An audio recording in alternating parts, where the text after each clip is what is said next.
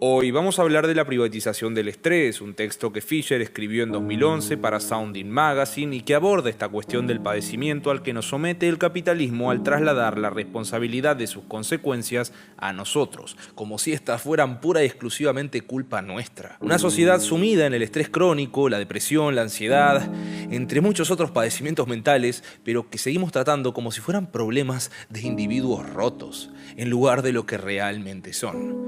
Una consecuencia directa de la explotación capitalista. Bienvenidos una vez más, esto es Café Kioto.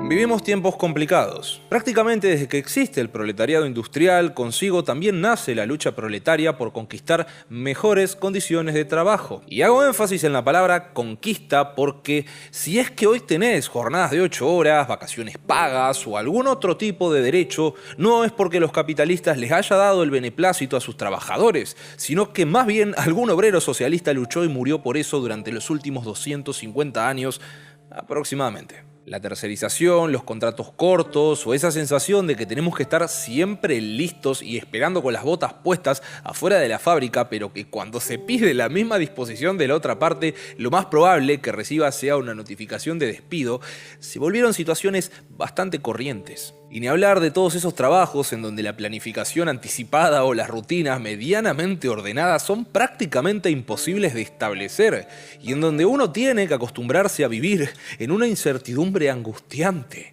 Fisher se refiere a estos trabajos, del tipo que sea, que pueden empezar o terminar en cualquier lugar o momento, pero la carga de esa predisposición siempre recae en el trabajador, que tiene que estar en un estado de preparación constante. Terminamos normalizando el vivir en estas condiciones, el vivir constantemente experimentando ansiedad, depresión y desesperanza. Aceptamos a esto como una consecuencia natural y cuando no, terminamos mirando hacia adentro como si lo natural no fuera en realidad nuestra reacción ante un escenario tan terrible.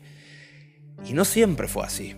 Aprendimos a privatizar el estrés y este deterioro viene pasando desde hace décadas. Y lo aceptamos casi sin quejarnos, como si no tuviéramos otra alternativa. A esto es lo que Mark Fisher llamó realismo capitalista, un término que desarrolló en un texto homónimo al que ya le dedicamos un video hace algunos meses y les recomiendo muchísimo ver. El realismo capitalista refiere a la creencia generalizada de que no hay alternativa política y económica viable al capitalismo. Por esa misma razón, a quien cae bajo su influencia le será imposible imaginar alternativas coherentes a él, que el resto son fantasías, nebulosas o utopías que no van a ninguna parte. Es el convencernos de que el capitalismo es el estado de organización natural de la sociedad humana y por eso su orden es invisible y pospolítico.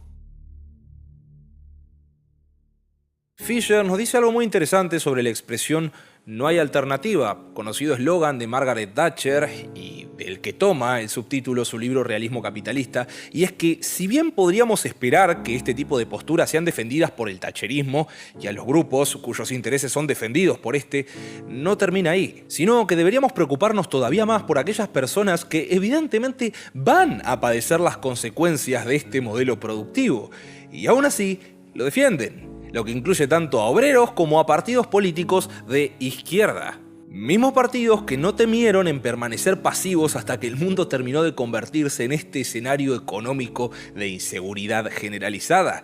Y esto es lo que constituye el trasfondo de esa supuesta realidad pospolítica e indiscutible en la que se basa el realismo capitalista. Y esto no se limita únicamente a los partidos del Reino Unido, como bien ejemplifica el mismo Fisher en el texto, sino que no se está exagerando cuando se afirma que muchos elementos de la izquierda terminaron de caer en una especie de depresión clínica colectiva cada vez más retraída, desmotivada e incapacitada para ponerle el pecho al neoliberalismo. Para el autor, esta depresión no se vivió colectivamente, sino que de forma atomizada en cada uno de nosotros y sacando provecho de todas esas tradiciones laborales de entrega y predisposición a la obediencia que reproducimos en cada jornada de trabajo. Incluso ante los ojos de todos estos trabajadores que lucharon por sus derechos, muchos de ellos fueron incapaces de recuperarse después de ver cómo ese mundo fordista y socialdemócrata fue borrado de un plumazo y como el clímax del proceso de privatización del estrés que comenzó allá por la década del 80. Fisher nos habla de cómo durante un largo tiempo muchos ideólogos neoliberales prometieron un mundo en donde, y una vez dejando atrás ese modelo fordista, con él también se eliminaron por completo la molesta burocracia que tanto caracterizó a ese periodo, que con la llegada de nuevas tecnologías y el gerencialismo, ese estrés administrativo al que eran sometidos los trabajadores desaparecería, cosa que terminó siendo todo lo contrario. Ahora cada trabajador está bajo una vigilancia panóptica siendo su propio auditor, aunque eso tampoco los libera de auditores externos. El trabajo, por más informal que sea, implica ahora de forma rutinaria el tener que realizar un montón de metatrabajos, como el llevar registros, establecer metas y objetivos, todo con la finalidad de seguir promoviendo el desarrollo profesional continuo. Algo tan naturalizado que hasta tengo seguridad de que muchos de los que acaban de escucharme pensarán que rehusarme a esto es propio de un mediocre. Fisher lo plantea de la siguiente forma: a partir de la inflación de los CVs, a medida que los trabajos disponibles se reducen a niveles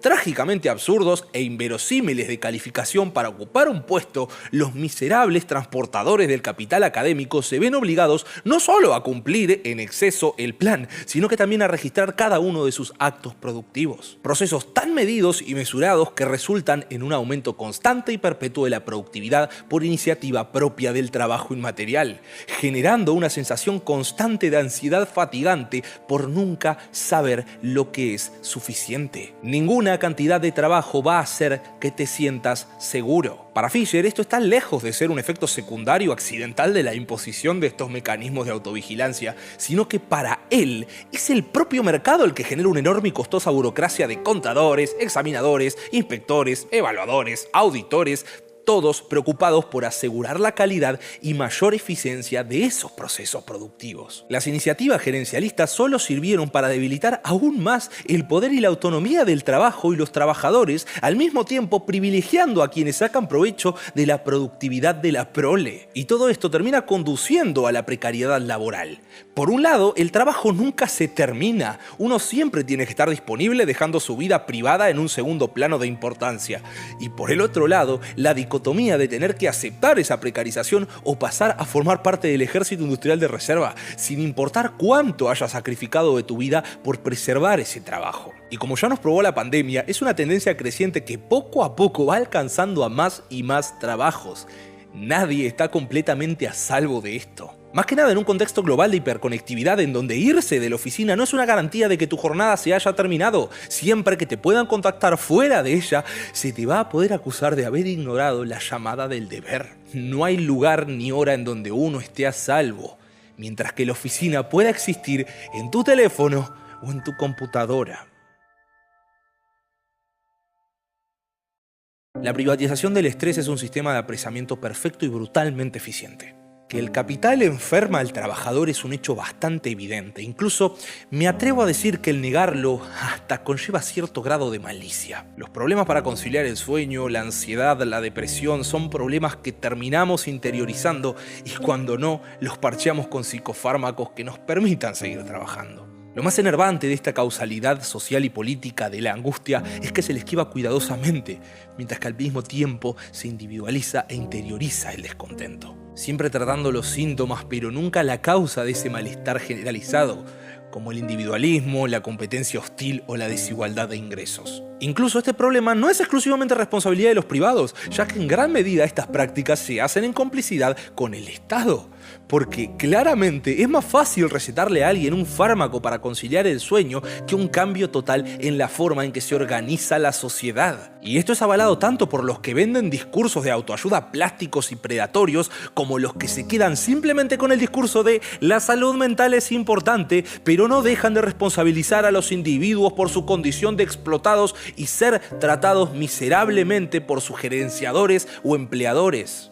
En el cierre de este texto, Fisher vuelve a hacer énfasis en el régimen farmacológico de la psiquiatría y el papel fundamental que tiene la privatización del estrés y la despolitización de la angustia. Afirmaciones nocivas como las de Margaret Thatcher de que no existe tal cosa como la sociedad, solo los individuos y sus familias, beben gran parte de este tipo de prácticas psiquiátricas y alimenta a su vez todas estas doctrinas falopa de la autoayuda que se lucra de esta fantasía de que los individuos pueden convertirse en dueños de su propio destino. Todo como si se tratara de una especie de voluntarismo mágico que sin ninguna duda fue crucial para el éxito del neoliberalismo. Ya para el final del texto me toca diferir rotundamente con Fisher sobre el abordaje público que tiene que hacerse sobre la cuestión de la salud mental de los trabajadores. El éxito del neoliberalismo dependió casi de forma exclusiva de la forma en cómo captó los deseos de los trabajadores que querían escapar de las restricciones del viejo Fordismo, pero que los terminó de empujar a este consumismo individualista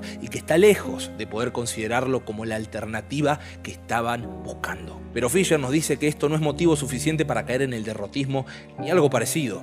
Él nos dice que lo que necesitamos para salir de este pozo de miseria laboral es luchar por una esfera pública mucho más democrática. Un lugar en donde se pueda discutir que esta privatización del estrés no es una depresión individual medicada, sino que de una problemática generalizada y que exige una solución urgente, sea por los medios que sea.